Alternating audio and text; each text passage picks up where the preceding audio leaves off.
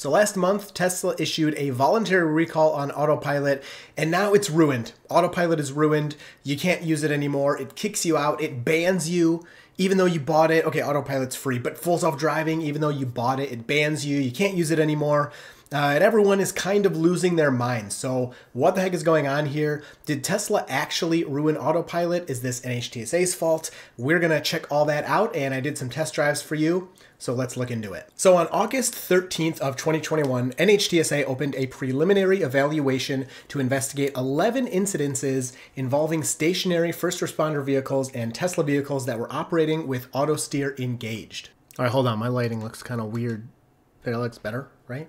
Okay, anyway, so yeah, you heard that right. 11 incidences led to what we're seeing today with this recall, a voluntary recall by Tesla. And yeah, I find that kind of crazy. 11 doesn't seem like that many. Now, don't get me wrong. I'm all for a multi-billion-dollar company being investigated because if nothing's wrong, then, you know, you investigate it, you check it out, and you go, oh, okay, they didn't do anything wrong here.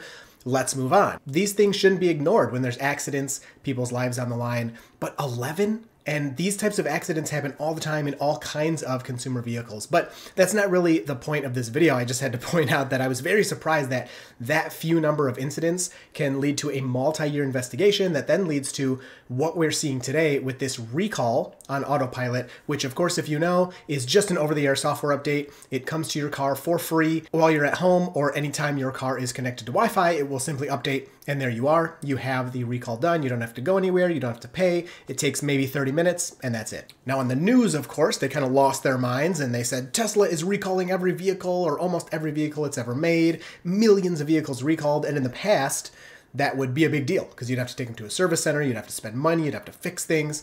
Well, that's just not the case here. So Tesla issued a voluntary recall, but what exactly does that mean and how is it changing Autopilot or Tesla vehicles in general? So there are a couple of main new differences you will notice in your Tesla if you use Autopilot, which now comes free with every Tesla vehicle, or full self-driving, which is a $12,000 option. So Tesla has an interior camera looking into the cabin at the driver. And what this is used for, it used to be only in full self-driving beta, it would check the driver for attentiveness and make sure you're actually looking at the road, your eyes are open, you're not looking away, you're not looking down at a phone, you don't have your eyes closed, you're not sleeping. And if it detected any of those things, it would warn you, it would give you a double beep, it would say, please pay attention to the road. After a second or two of you looking forward, eyes open, then the warning would go away.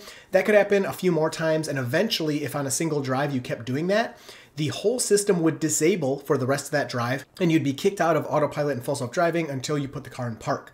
Once you put the car in park, you could then put it in drive and use your features again, except you got a strike. I also realized the interior cameras and the tracking systems possible on these vehicles make some people uncomfortable. Now in a Tesla, you can use the app and you can see where your car is at any time. Luckily, from inside the car, you can disable this feature and you cannot re-enable it remotely from the app. You can only re-enable it if you go into the car. But recently, there was a story of a woman who was being stalked by her ex-husband in her Mercedes-Benz. The husband was using Mercedes-Me, which is a suite of connected services for the car, to stalk his wife when she was driving around. This woman had to actually go to an independent mechanic and pay $400 to disable this remote tracking software. Nobody wants to be tracked without their knowledge, either in their car or online. And online, it's a lot easier for it to happen without you knowing, and that's where today's sponsor, Delete Me, comes in. I have personally used Delete Me for months now, and I trust them to remove my information from data brokers. These are characters online that collect and sell your personal information. When this happens, you are at great risk for identity theft, phishing, and other scams. I've gotten multiple reports back from Delete Me now, and they have removed my data from over 100 data brokers, saving me hours of time. You can sign up for Delete Me in just a few minutes to get your information removed from the internet. It'll save you hours of time, and it'll cost far less than the $400 that woman had to pay to stop being tracked in her Mercedes. Delete Me was able to remove my personal information, such as my phone number, my address, previous addresses, and my full name from multiple websites. And Delete Me continually scans new websites to delete all of this information over time. Delete Me will also assign a privacy advisor that is always willing to help you with any privacy removal requests or questions you may have. With more of our information online every day, I believe Delete Me is an incredibly important service that can benefit almost everybody. Use my link below, joindeleteme.com/dirtytesla, to save 20% today and get your information deleted from the internet. I greatly appreciate Delete Me services, which is why they've been a long-term sponsor on the channel. And the car basically warned you, if you get 5 of these strikes, now, side note, out if your car doesn't have an interior camera, which is like Legacy Model S and X,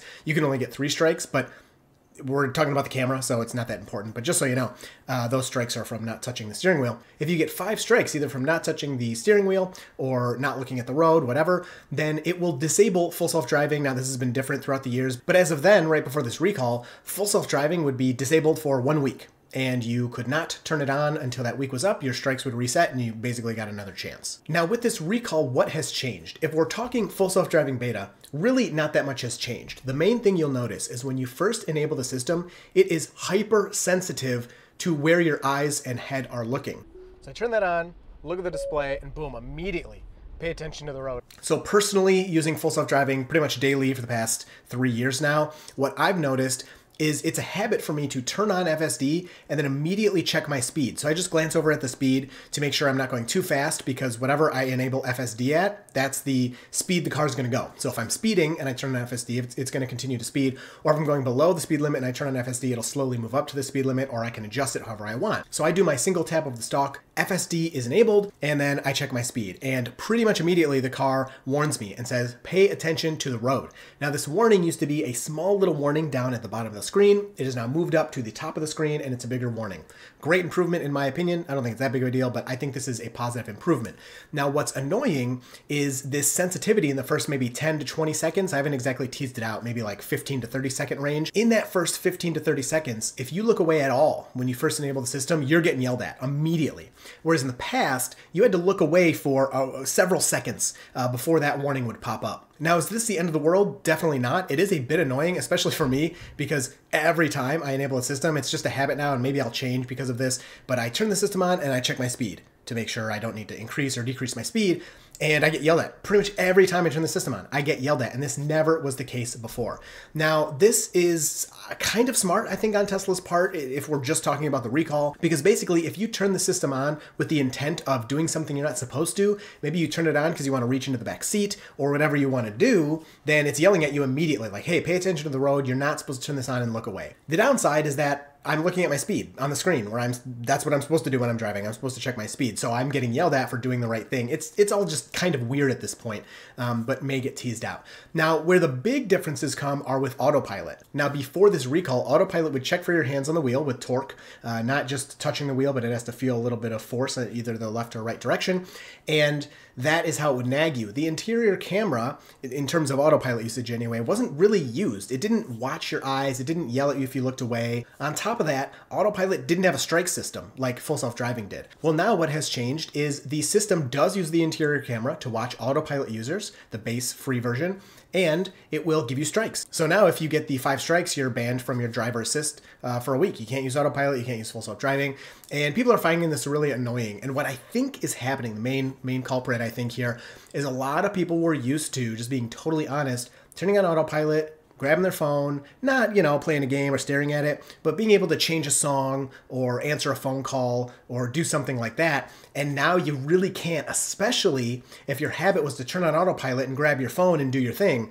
It's going to yell at you immediately. It is hypersensitive in those first few seconds. And so I think a lot of these people that have been using base Autopilot for a while that, maybe aren't like watching videos about Tesla or anything, they're just like, hey, here's my cool driver assist I have, are getting frustrated that now they can't do these things, even though that's illegal pretty much anywhere in the United States to use your phone while you're driving. Let's be real. Look around you when you're driving. Like, I don't know about you, but around me, like 80% of people, whether they have a driver assist or not, are on their phone. It's ridiculous. I mean, I see like so many. Anyway, another topic. Now, on top of this, a lot of people are complaining, saying, no, I'm not doing that. The system is just way overly sensitive. I'm looking forward and I'm getting banned. I'm getting yelled at. I'm getting all these strikes and I can't even use my system. And people are getting really frustrated. So I went out and I tested it myself to see, like, is this difference really that bad? So I found for me, it's really not all that different. If I do look away for an extended period of time, say I'm looking at the map and trying to change directions or something, if I do that for too long or do it right when the system is enabled, I'll get yelled at. But I still have not received a single strike with this new setup. And still to this day, with this new, more sensitive system, I still have no strikes. I'll get yelled at sometimes if I, look around a little too much. But I really, outside of that initial warning where it is hypersensitive, I don't notice any difference. My hand's always on the wheel. I find it comfortable to just leave my hand there, so I get no nags. It never bugs me about anything. It never asks for anything because my hand's always on the wheel. And I'm looking forward 99% of the time, unless I'm changing a song or, doing something on the screen to change directions or whatever. And in those cases, I will sometimes get yelled at, but I still have not gotten a strike from doing that stuff. So you're looking at footage of a full drive I did, A to B, 0 nags. Even at one point I show I'm at a red light, I pick up my phone and I check the weather. The car doesn't yell at me. As long as you put your phone down before the light turns green, the car does not care. You can look at your phone at a red light and check your local laws to make sure if that's legal or not, because that's actually illegal in a lot of places too.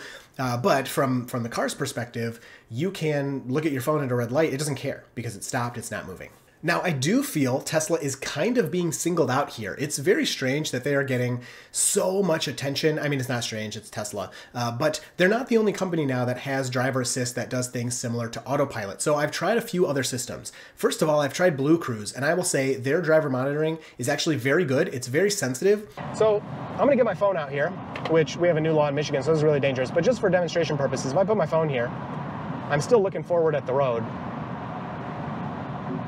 There, watch the road. So if I put my phone down, it immediately stops alarming at me, stops telling me what to do.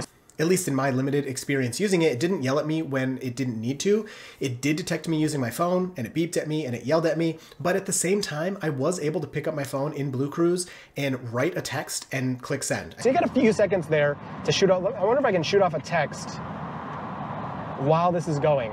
So I got my phone here. This is extremely dangerous. Don't do this. It's not yelling at me. Hello. Send. Put it down. Blam. So as far as this system is concerned, if you can type your text fast enough, you're good to go, like text away. I didn't actually click send. I don't know. I thought that would save me for some reason legally, which makes no sense. But I was just testing and I was able to write a text. I had time to pick up my phone, write it, send it, put it down. The system didn't care. It did nothing to me. So, you got that with Ford. And then with Rivian, here's an example where I drove the Rivian and the Rivian just does not give a fuck. It doesn't seem that it really has any driver monitoring in terms of what you're doing with your phone and stuff. So I picked up my phone and kind of tried to look at it for a bit like this. And the car does not seem to care at all. Sunglasses off and see if it'll yell at me then because I have sunglasses on. But so far I've been able to very easily hold my phone here for long periods of time, not touch the steering wheel, and the car does not care at all. The Rivian doesn't really mind. Rivian has absolutely no interior driver monitoring besides their capacitive steering wheel, and the steering wheel does also detect torque like Tesla does, but there's no camera. There's no way they could even issue a software update to do what Tesla is doing, and Rivian drivers can feel free to text and use their phones or do whatever they want as much as they want, as long as they touch the steering wheel every few seconds and the roads are pre-mapped and etc. But they can use that driver plus, I think it's called, and not have any issues. And NHTSA doesn't seem to care that that's a fact in the Rivian. Now, my perspective, and it always has been this way on all of these issues, is aren't people responsible for the way they use their tools? If I get into a Tesla and turn on FSD and pick up a phone and start texting or watching a video or whatever, that's already illegal. That's against the law. If a cop sees me doing that, I'll get pulled over, I'll get a ticket, I could even lose my license. And it's the same for any other vehicle on the road. I'm not sure why all of this is being pushed onto the manufacturer. Now, don't get me wrong, there should be some safeties in place, and Tesla already has those, and they've had them for a while. You, for years, have not been able to pick up your phone and send a text without the car yelling at you. Now it's more sensitive, so maybe it will stop a few more people, but if people want to be irresponsible, they'll find ways to be irresponsible. And people can misuse cars with cruise control, no cruise control, dumb cruise control, driver assist, lane keeping, anything. It doesn't matter what vehicle, what manufacturer. And same thing, if I get in the car and I take off my seatbelt, that's illegal. I'm already breaking the law. There's already things in place to stop me from doing that, no matter what vehicle I'm driving. So if I want to get in a Tesla and do something stupid, like make it drive itself and I get out of the driver's seat, I have to break multiple laws to do that. Number one, I'm pretty sure it's against the law to get out of the driver's seat in a moving vehicle. Number two, I'd have to not have my seatbelt on, which is already illegal. Number three, I would have to trick all of the safety systems in the Tesla already. There's a weight sensor in the seat. There's a seatbelt sensor, so if you take your seatbelt off while you're in FSD, it just turns off FSD. The interior camera, the nag on the steering wheel, there are several lines of defense to tell people, stop, you're doing something stupid. If people want to do dumb stuff, they're going to do dumb stuff. So I find it a little frustrating that the customers that are actually using the system correctly can get more annoyed and more nags with this. But on the whole, the experience I have, it doesn't really seem that much different outside of the initial sensitivity when first enabled.